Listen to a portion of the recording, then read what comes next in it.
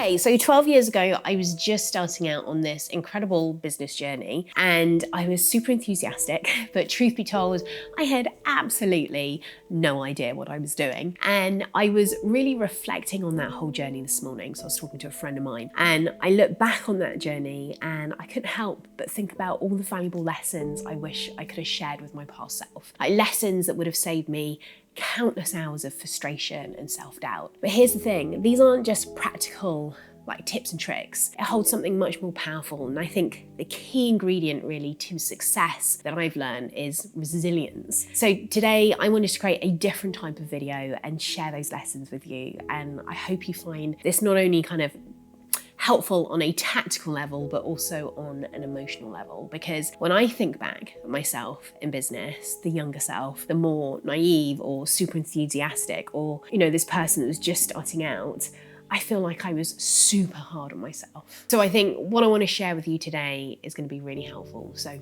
I'm excited to share it with you. Okay, so if I could turn back time and have a real heart to heart with my younger self, the first thing I'd say is just slow down, my friend, because back then I was always in a hurry, driven by this invisible force to kind of prove something to someone, but I couldn't tell you who that person was. And it's clear to me now that there was a greater lesson in learning just to trust the timing of everything. And especially in those early days, I faced countless setbacks and failures and everything was the end of the world. But here's the beautiful truth, because those moments that seem like epic failures were actually shaping me and helping me to be better at what I was doing and guiding me towards something better. And actually throughout my journey, I've encountered some, really tough situations, some crazy stuff. But even those crazy dark moments have in hindsight been a blessing in disguise. They've made me more resilient. They've made me make better decisions moving forward. And when running a business, it always feels like a roller coaster with its ups and downs. And,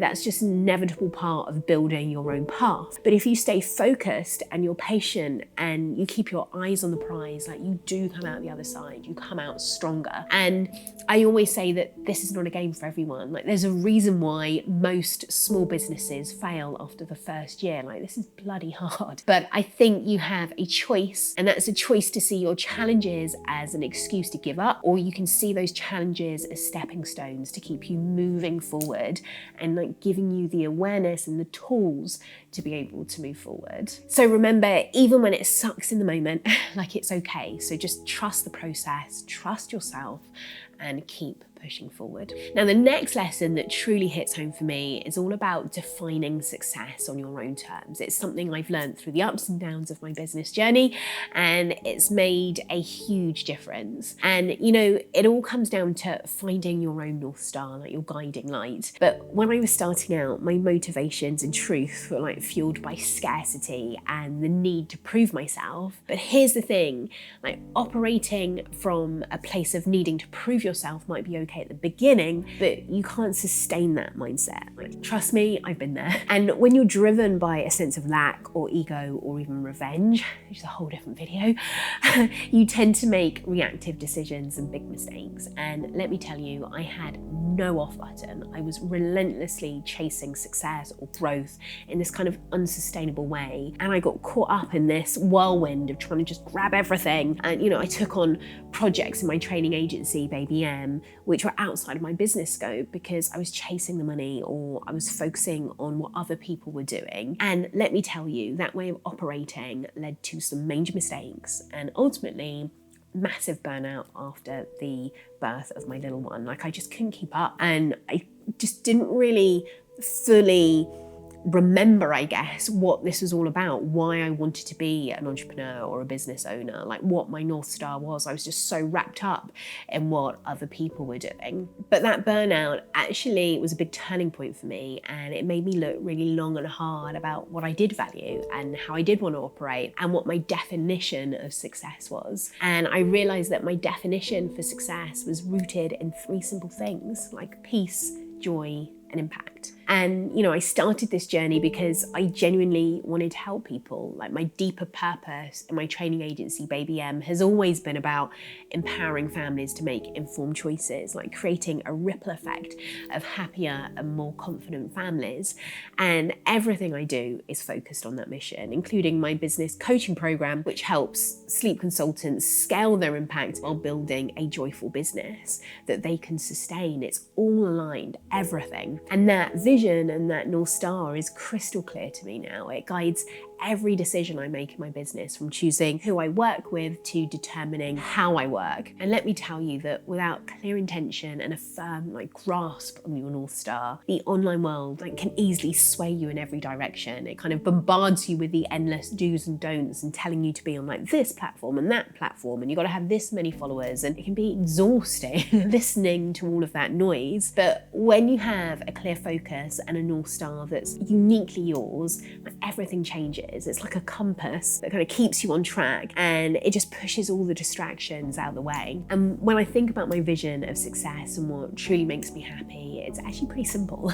I don't need fancy possessions or the latest this or that. What I value is lightness in everything. I like to feel a real sense of ease and joy. And in my business, I want to work with people I like.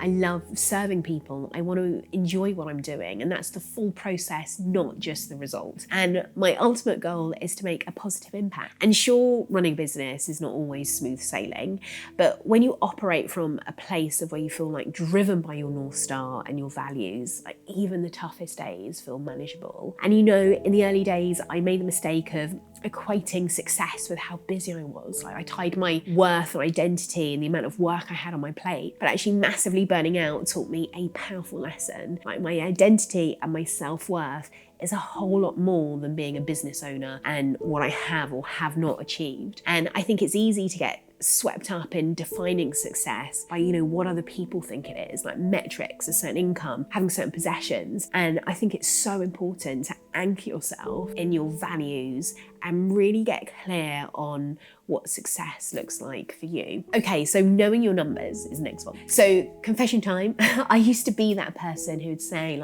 I'm not great with the numbers, but knowing your numbers is actually you caring a lot about your business. It allows you to live from a place of abundance rather than scarcity, because you know exactly what's going on in your business. You know all of the costs. So what it actually costs to run your business, and you know your runway. And for a very long time, I found it actually quite daunting to keep track of all the metrics and numbers in my business. I felt like it was a whole new world that I had to conquer. And let me tell you why knowing your metrics is so crucial. Is the roller coaster ride of entrepreneurship. There are countless highs and lows, but if you're not familiar with your analytics, if you don't know, or if you don't have a solid grasp on your numbers, well, you're going to be swayed by your emotions. And when you let your emotions guide your decisions, you end up trying to do a million different tactics, hoping things will stick. But the truth is, you don't truly understand what's making things work, means in your business. You're just shooting in the dark. So for me, I look at numbers every day, and it doesn't take long. And all of that data, it gives you the insight needed to make decisions around the key things in your business and the key things you need to focus on. So for me, I take about 20 minutes or 10 minutes every day to dive into our metrics, to look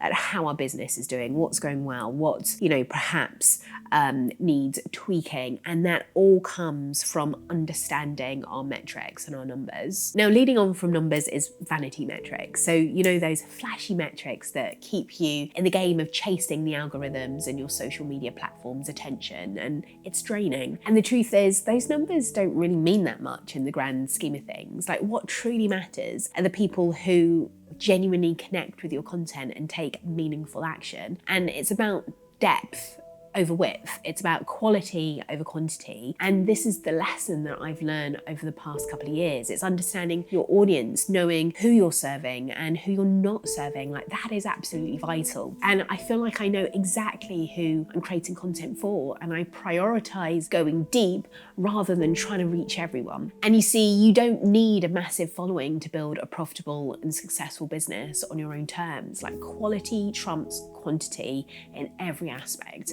including your clients. Okay, so let's talk about boundaries. So this is something I struggled with first when I started out, and I had a really hard time saying no to people. And I now have much firmer boundaries, and I embrace the power of saying no. And it doesn't make you a horrible person to know when to say no. Like, you can still say no in a kind way, but I've learned that having boundaries is crucial for preserving my energy and actually protecting my well-being. And I wish I'd learned that much sooner, because once you grasp this concept and start setting boundaries, you'll experience like a significant shift. Like, it actually allows you to show up better because you're not overstretched or feeling resentful because you're playing to everybody else's tune. So they're some of the key lessons that I've learned, and in truth, I'm still on that learning journey. That's for sure. But I hope that you found this helpful and got something from this video that, you know, so you can avoid some of the mistakes that I've made and all the grief that goes with making those mistakes. So I guess the key thing I want to say here is that it's so important to stay grounded in who you are and how you want to show up and what your intention is. And so I hope this has resonated with you. I would love to know in the comments, let me know, and I appreciate you being here, and I'll speak to you soon.